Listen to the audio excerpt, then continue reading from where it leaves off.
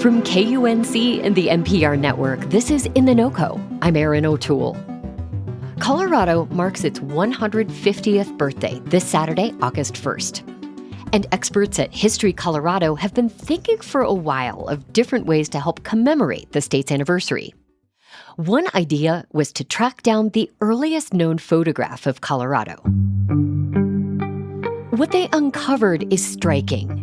It's a daguerreotype from 1853, taken during an expedition across the West a couple of decades before Colorado became a state in 1876. The image depicts a Cheyenne village with two people facing the camera near what is now Lamar, Colorado. There's a link to see the image in our show notes and at kunc.org. For the curators at History Colorado, the photo also revealed the fascinating story of the photographer, Solomon Nunez Carvalho, who traveled the West with a bulky camera and captured some of the earliest photos of the region. Sam Bock is History Colorado's Director of Interpretations and Publications. He spoke with me last fall. And with Colorado's 150th birthday just a few days away, this is the first of several conversations about state history that we'll reshare in the days ahead. Sam started by describing the photo. This is a photograph of a Cheyenne village or a Cheyenne camp at Big Timbers, which, as you said, is near present-day Lamar. It was a really important place, a gathering place during the summer for Cheyenne people and a place of trade and refuge for them. The photograph itself depicts some teepees and some families, along with what appears to be either food or other kinds of hides that were hanging to dry on a rack that the villagers had constructed there. And Sam, you led the hunt for the photo, which was found in the Library of Congress. I'm curious, what made you want to track down the oldest photo of Colorado?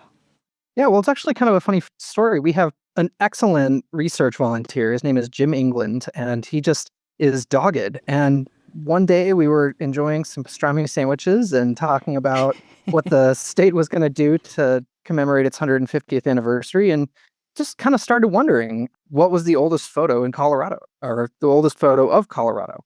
So it turned out to be surprisingly easy to track this down. Jim started looking at a bunch of records in the Library of Congress and across different federal records. Okay. And as it turned out, this was a pretty obvious candidate.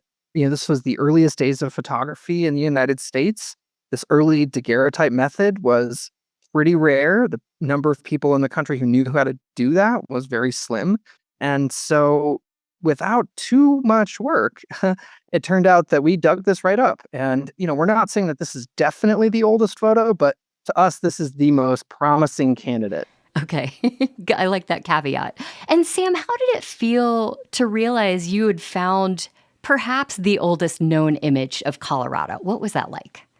Well, as a historian, it's just so interesting to see all these little peeks into the past. And as a Western American historian in particular, so much of the time that we think of as kind of the heyday of the Old West, it happened right alongside all of these big transformational technological changes, like the introduction of the railroad and like the introduction of photography. And so to me, it just made me think about the times and how vastly different everything was in 1853 than, how it was even 5 years earlier when the area that they were in was actually part of Mexico. I want to switch gears and talk about the photographer. This image was captured by a man named Solomon Nunez Carvalho. He was part of a privately funded expedition through this uncharted territory of the West. Sam, what do we know about this expedition and what they were looking for? Yeah, this expedition was one of John C. Fremont's many attempts to kind of cross the West and create maps and really make a name for himself as an explorer in the American West. And on previous expeditions, he had attempted to make daguerreotype photographs. This was really a new technology, but it is absolutely a delicate technology. This is, the earliest days of photography. So it's a really far cry from pulling out your iPhone and just taking a couple of digital snaps. You have to develop this in place. And a lot of the time it involves a glass plate negative and incredible amounts of really caustic chemicals. So the photographs from the earlier expeditions didn't survive long enough to make it back to be seen. And then this one was, along with every other photograph that Carvalho took on that expedition, was touched by this fire. And as far as we can tell, this is the only one that survived, at least survived enough to even depict anything.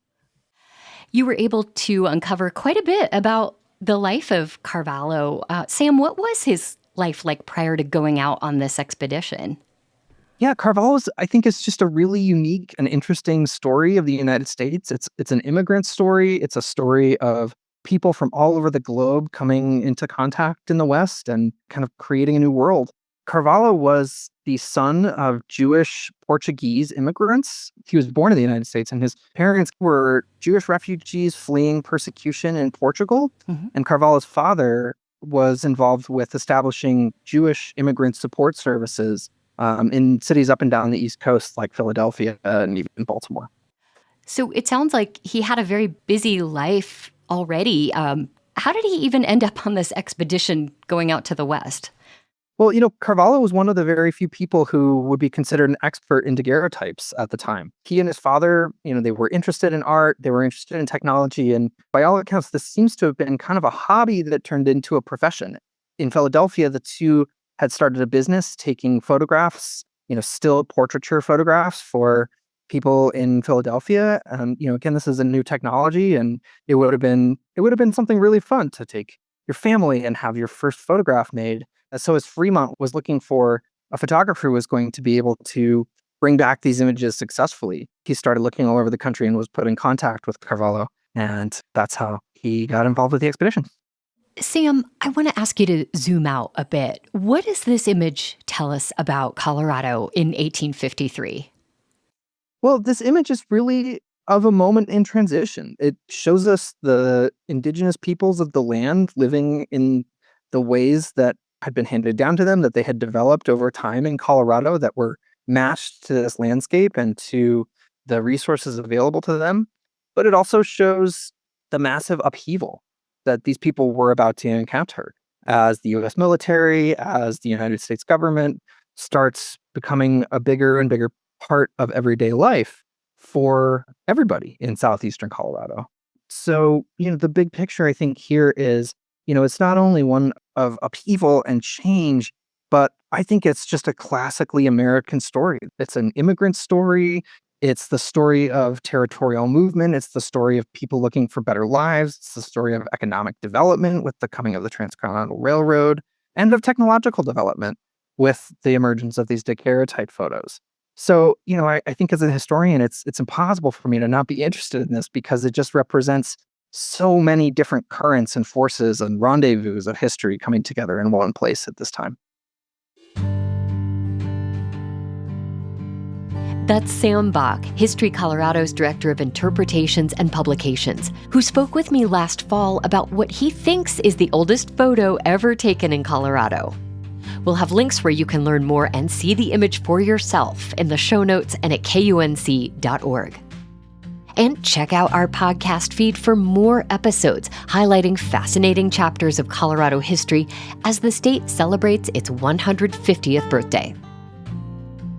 That's it today for In The NoCo. I'm Erin O'Toole. Thanks so much for listening.